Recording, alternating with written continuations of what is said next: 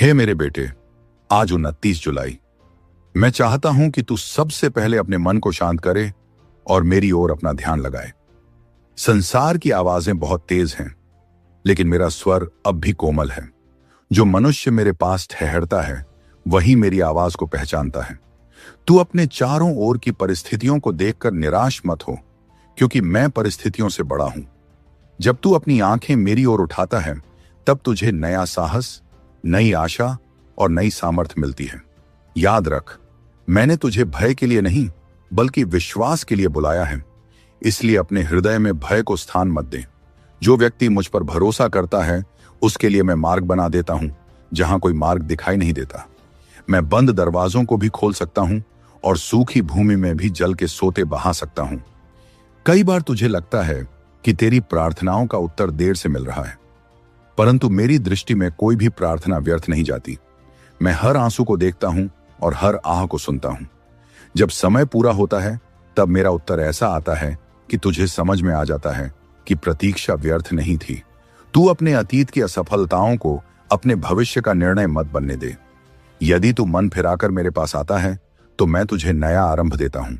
मेरा अनुग्रह तेरी कमजोरियों से बड़ा है, इसलिए स्वयं को दोष देकर मत बैठ, बल्कि उठ, क्योंकि मैं तुझे फिर से खड़ा करना चाहता हूं। मेरे वचन को प्रतिदिन अपने हृदय में बो। जैसे एक छोटा सा बीज समय के साथ बड़ा वृक्ष बन जाता है, वैसे ही मेरा वचन तेरे जीवन में फल लाएगा यदि तू धैर्य रखेगा। केवल सुनने वाला नहीं बल्कि उस पर चलने वाला बन। तभी तू उस शांति और आनंद का अनुभव करेगा जिसे संसार छीन नहीं सकता। यदि लोग तुझे ठुकराए तब भी याद रख कि मैंने तुझे अपनाया है। यदि संसार तेरी कीमत न समझे तब भी तू मेरी दृष्टि में अनमोल है। मैंने तुझे उद्देश्य के साथ बनाया है। तेरे जीवन का मूल्य लोगों की राय से नहीं बल्कि मेरे प्रेम से तय होता है। जब तू थक जाए तब मेरे पास आ। अपनी चिंताओं का बोझ अकेले मत उठाना, उन्हें मेरे चरणों में रख दे। मैं तुझे विश्राम दूंगा और तुझे नई शक्ति प्रदान करूंगा। जो मुझ पर आशा रखते हैं वे नया बल प्राप्त करते हैं। अपने शब्दों का ध्यान रख।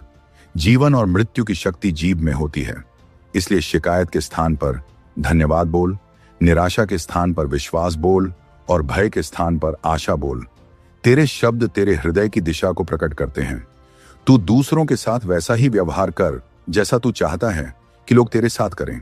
क्षमा करना सीख, क्योंकि क्षमा करने वाला स्वयं भी स्वतंत्र होता है।